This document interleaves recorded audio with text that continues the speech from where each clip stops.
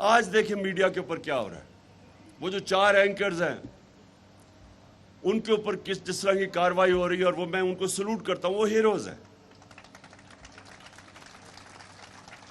وہ کھڑے رہے اپنے موقف پہ اور انہوں نے سٹینڈ لیا. اور یہ بھی میں آپ کو بتاؤں کہ دیکھیں، صحافت ہر ایک تو ہوتا ہے نا جی کہ آزادی رائے اور صحافت کو بڑا اٹھایا جاتا ہے.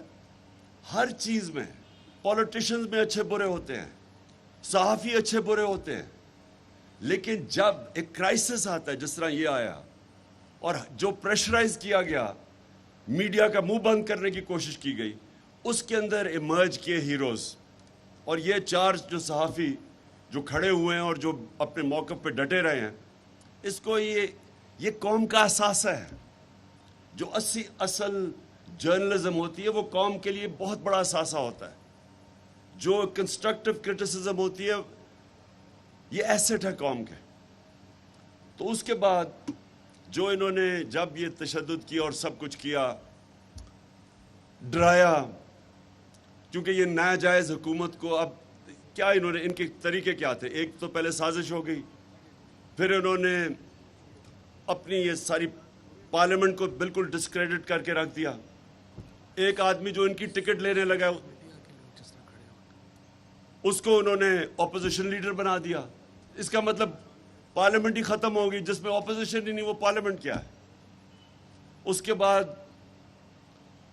انہوں نے الیکشن کمیشن کو سنبھال لیا. الیکشن کمیشن پہلے ان کے ساتھ تھی. اب یہ کیا کریں گے کہ ان کا صرف ایک ناجائز کام کو جائز کروانے کے لیے ساری اسٹیٹ انسٹیٹیوشنز کو کمپرومائز کیا جائے گا. الیکشن کمیشن، کسی کو اعتماد نہیں ہے الیکشن کمیشن پہ. جو انہوں نے حلقہ بندیاں کی، ساری جگہ سے کمپلینٹس آ رہی ہیں، میلیفائڈ انٹینشن سے کی. کسی کو فیتھ نہیں ہے اور سب کو پتہ ہے کہ تیاری کر رہے ہیں کہ کسی نہ کسی طرح ان کو الیکشن جتایا جائے. ساری پاکستان ان چوروں کو اوپر لانے کے لیے اور رکھنے کے لیے سارے پاکستان کے اداروں کی تباہی ہوگی. الیکشن کمیشن تو بھی ڈسکریڈٹ ہو گیا. نیب کے اندر اب اپنا آدمی رکھ کے تو نیب بالکل ڈسکریڈٹ ہوگی کہ اپنے کیسز ختم کروائیں گے.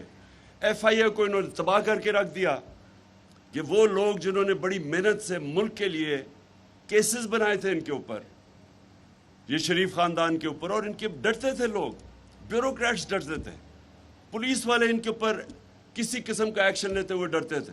نیب میں جا رہے ہیں اور نیب کے اندر جا کے پتھراؤ کر رہے ہیں نیب کے اوپر صرف کیسز سے نکلنے کے لیے. وہاں ایف آئی اے کی وہ حمزہ شہباز جا رہا ہے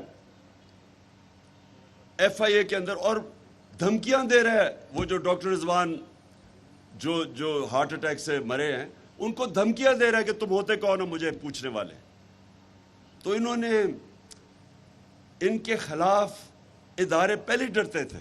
اب آ کے ایف آئی اے سے انہوں نے جو کیا ہے، ایک کو ہارٹ اٹیک ہو گیا جو انویسٹیگیٹ کر رہا ہے، ایک ڈاکٹر رضوان مر چکے ہیں، سارے کیسز اپنے ختم کروائیں گے. یہ کبھی بھی کسی بھی دنیا کے اندر ملزم قاضی نہیں بن سکتا. ملزم کیسے جج بن سکتا ہے؟ وہ اوپر بیٹھ کے اب اپنے سارے کیسز، نیب یہ ختم، اداروں کو، پولیس والے جو ایک کرپٹ آدمی جس کو یہاں بنا دیا ہے آئی جی پنجاب، ان کو لے کے آئے تھے خاص طور پہ یہ جو دہشت پھیلائی ہے انہوں نے، آئی جی اسلام آباد. تو ان لوگوں کو لایا گیا ہے اس لیے نہیں کہ ملک کی بہتری کے لیے، اس لیے کہ کرپٹ سسٹم کو آگے بڑھانے کے لیے. ایک وہ لوگ جو 30 سال سے اپنے آپ کو ثابت کر رہے تھے کرپٹ، جو آج کہتے ہیں کہ جی ہو ملک کے بڑے برے حالات ہیں، یہ 30 سال یہ بیٹھے ہوئے تھے.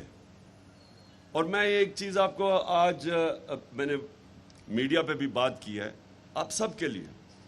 اس وقت 2 بہت بڑے مسئلے بنے ہوئے ہیں آج پاکستان کے. ایک لوڈ شیڈنگ اور دوسرا مسئلہ ہے پانی کا کسانوں کے لیے.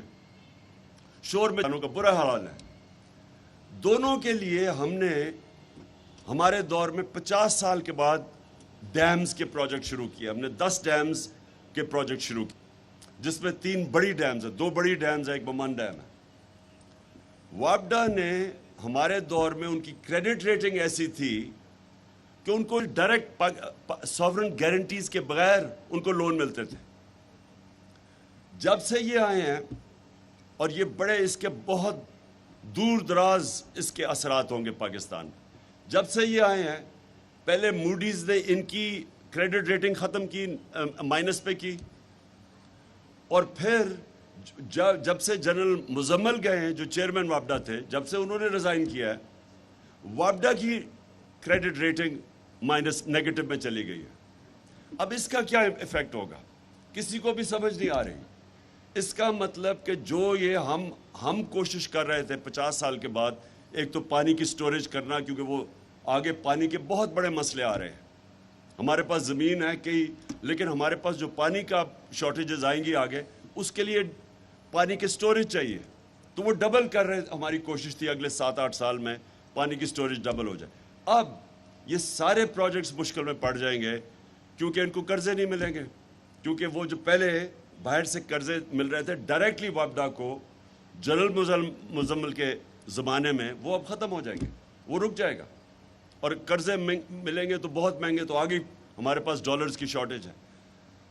تو یہ تو ایک چیز ہوئی ہے. اس کے علاوہ جو ایک اکانومی 6% پہ گرو کر رہی تھی اور مشکل سے ایک بینکرپٹ اکانومی کو سنبھال کے کرونا کے دور سے نیویگیٹ کر کے تیسرے سال میں 5.6% گروتھ ریٹ اور چوتھے سال میں 6%, پروجیکٹڈ 5ویں سال میں 7% تھی, وہ اکانومی آج سیدھی طرف تیزی سے نیچے جا رہی ہے. صرف یہی نہیں کہ مہنگائی تو اس کا, اور کبھی پاکستان میں اس طرح کی مہنگائی نہیں ہوئی جو انہوں نے کیا.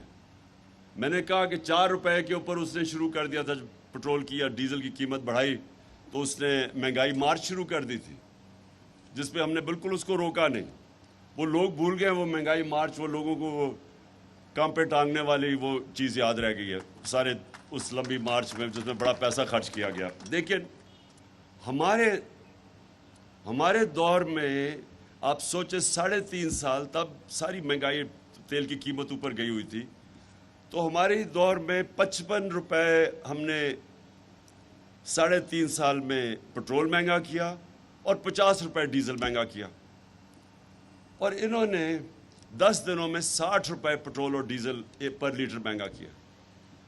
45% گیس مہنگی کی, بجلی کی قیمت انہوں نے 10 روپے یونٹ مہنگا کر دیا.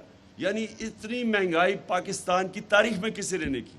اور ان کی ساری سٹیٹمنٹس دیکھیں, جب سے ہم آئے ہیں انہوں نے ایک شور مچایا ہوتا مہنگائی. تو جو انہوں نے 2 مہینے میں کیا ہے, آپ ذرا دیکھ لیں 3.5 سال اور 2 مہینے.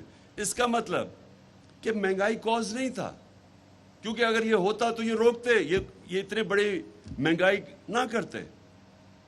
مقصد کچھ اور تھا, اور وہ مقصد سامنے آپ کے آ گیا کہ آتے ساتھ ہی ان کے مسئلے تھے کرپشن کے کیسز کے, وہ کرپشن کیسز ختم کروانے تھے انہوں نے. سو ان کا اصل مقصد یہ تھا. امریکہ کا مقصد یہ تھا کہ وہ ایک پالتو کو لے آئے اوپر ان کے نوکروں کو, اور وہ جو بھی IMF کہے گا وہ کریں گے.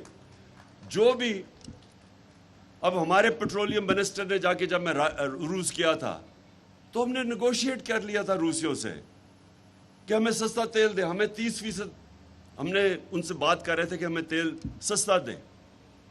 وہ نیگوشیٹ ہو گیا تھا. جب جیسے ہی واپس آئے انہوں نے نو کانفیڈنس وہ ٹیبل کر دی, تو وہ جب نو کانفیڈنس ٹیبل ہوئی تو سب کچھ سلو ڈاؤن ہو گیا. لیکن ان کا کام تھا, اگر ان کو واقعی مہنگائی کی فکر ہوتی تو ان کو فوری طور پہ وہ روس کا جو سستا تیل تھا اس کو پرسو کرنا چاہیے تھا. ان کا فائنانس منسٹر کہتا جی روس ہمارے پاس آ کے ہمیں آفر دے, یعنی تیل کی ہمیں ضرورت ہے لیکن روس کو کہہ رہا ہے کہ ہمیں آ کے آفر دے. یعنی